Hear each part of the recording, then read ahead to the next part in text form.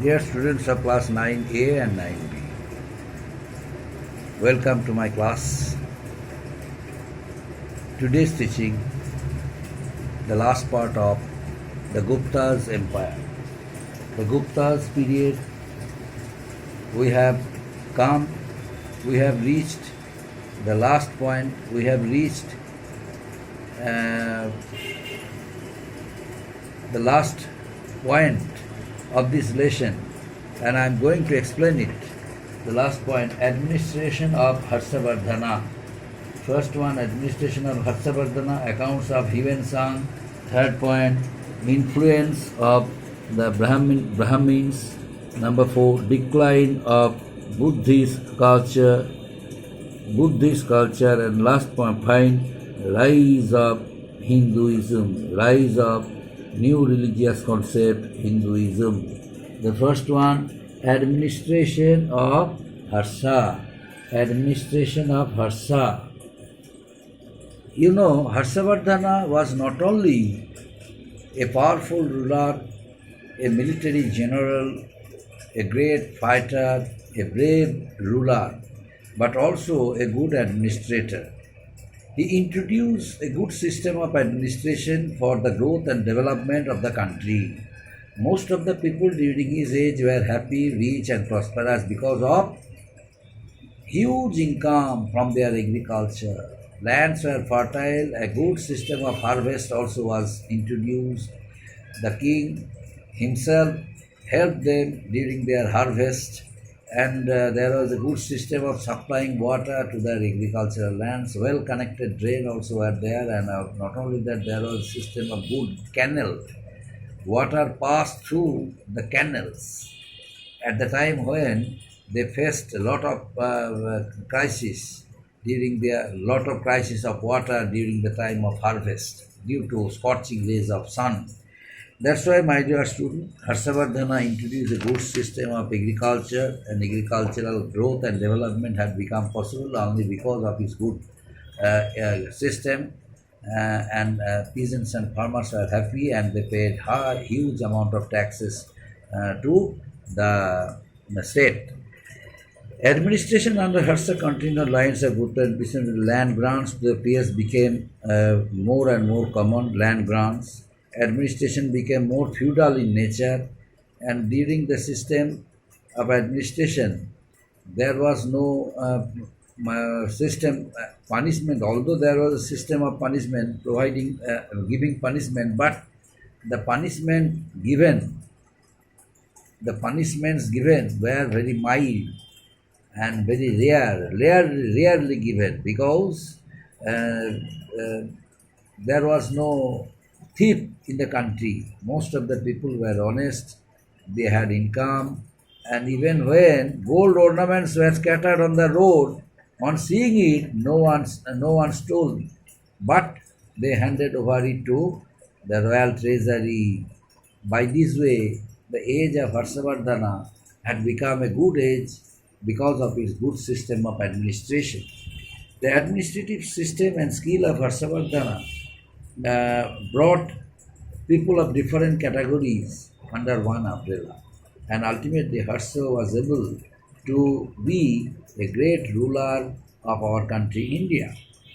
Now, besides, another account which was left by Huensang, the Chinese pilgrim who stayed India during the reign of Harshavardhana, he also left some important informations about the age of Harshavardhana.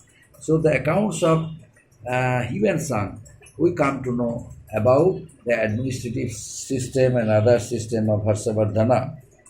Harshavardhana, Huensang, wrote one book. The name of the book was Si Uki, the famous book. So now I am going to discuss about Harshavardhana and then accounts of Huensang. Accounts of Huensang.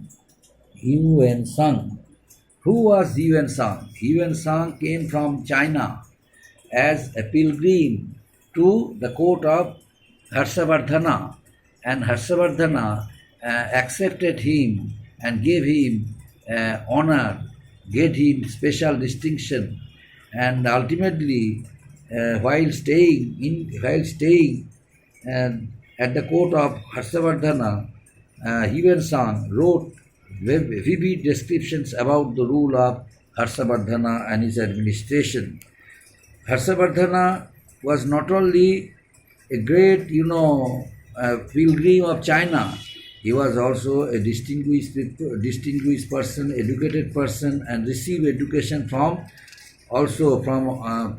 University of Nalanda also, because he had great interest for the Buddhist culture, Buddhist texts. So he received education from there, and while staying there in India, Harshavardhana, Yuan Sang also was impressed.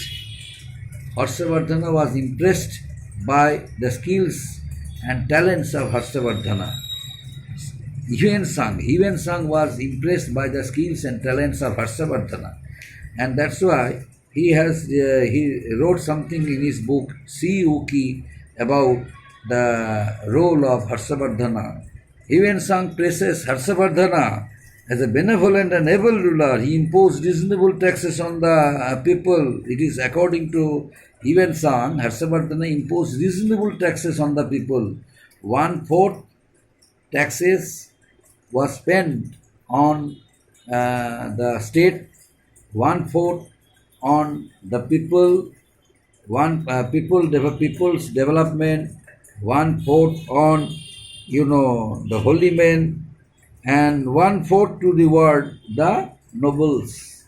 So by this way, the amount of taxes which was collected from the peasants, farmers, and the people of the country, the amount of money which was collected from there, it was spent for the welfare of the country, for the welfare of the people, for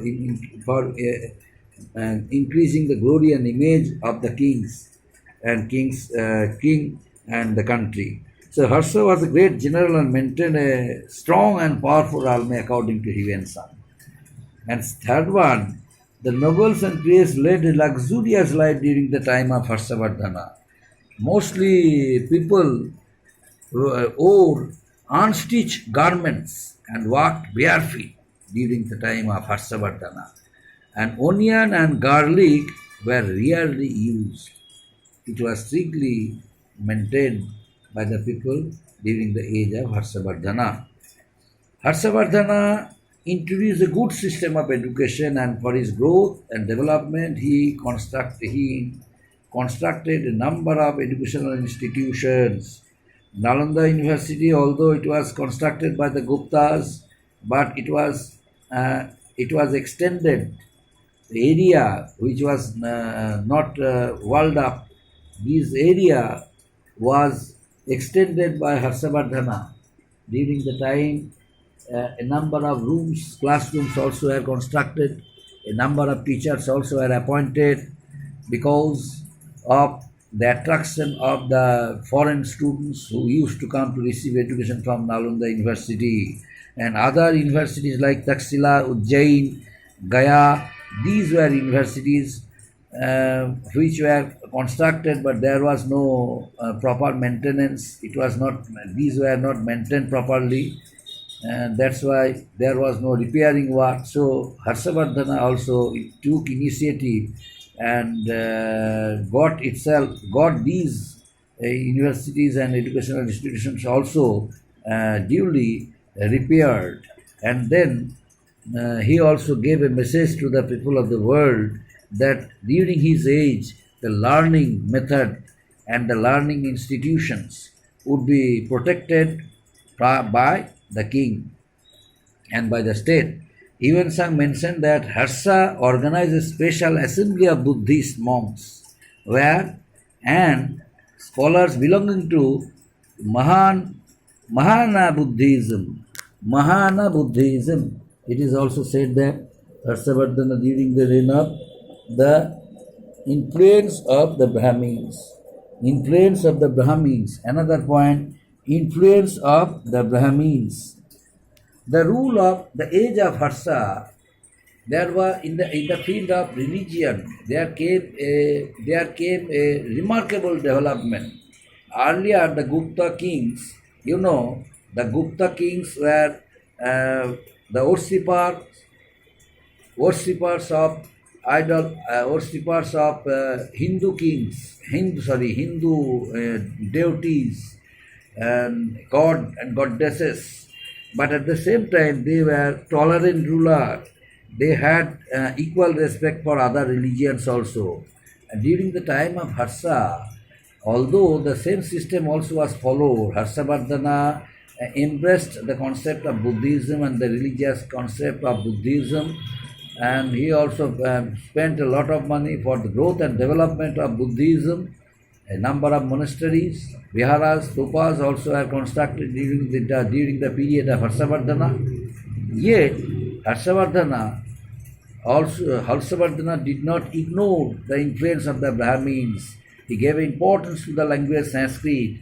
So the Brahmins knew Sanskrit, and there was an inspiration on the part of Harshavardhana for the Brahmins to explain or to utter the various types of mantras which were written in Sanskrit, because most of the dramas, plays were written by the playwrights, by the poets in Sanskrit. A number of poems were written by the playwrights, by the poets in Sanskrit. So the Harshavardhana realized the importance of the language Sanskrit. So he gave importance to the Brahmins, since only Brahmins could translate it from Sanskrit to other languages, and that's why the role of Brahmin, the influence of the Brahmin also was increased during the reign of Harshavardhana. During the last part of Harsha's rule, the concept of Brahminism also influenced over the people. So people also were influenced by the Brahmins. And another part, decline of Buddhist culture. Decline of Buddhist culture, the Buddhist culture which was patronized by the Harshavardhana and other kings after the rise of the religious concept Hinduism and Brahmanism. The religious concept of Buddhism was declined. It was declined due to the less royal patronage, patronage, and the rise of the religious concept Hinduism. And next point, rise of the concept Hinduism. Rise of the concept Hinduism. As I taught you earlier, that the Brahmins played an important role in the society. The Brahmins were considered as learned men. The Brahmins influenced over the people. Once again, the same system which was practiced during the Vedic age, the Brahmins introduced. The Yajunas, the system of Yajunas, the system of, paying tributes for the Brahmins. At the time of Yajunas, only rich people were allowed to pay respect to their respective god and goddesses because of their income, because of their money. But the common people, the people belonging to lower castes, they had no access to the religious assembly, but only the rich people.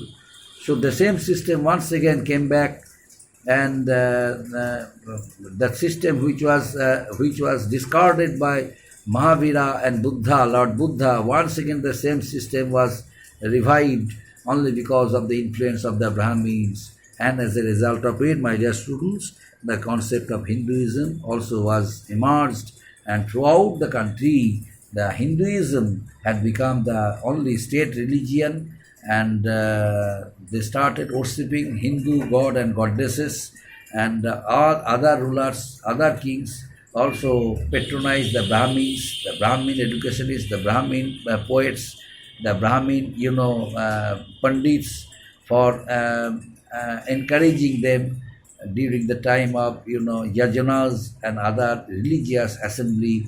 So the Brahmins once again were able to establish their control over the people of the country. Up to this, my dear students, so the teaching of this lesson Next day, only one point is left. That one, unfortunately, no. The teaching of this lesson is completed. Now, I shall give you some homework. Today, you will be able to see the homework in your Teno. Please watch your Teno. You will have some homework. You must prepare it. And another thing is that, and I am going to conduct a online practice test from the previous lesson, from this lesson, and I shall mention the number of lesson and the topic name and the date, and you must get yourself well prepared for it, my dear students. Thank you.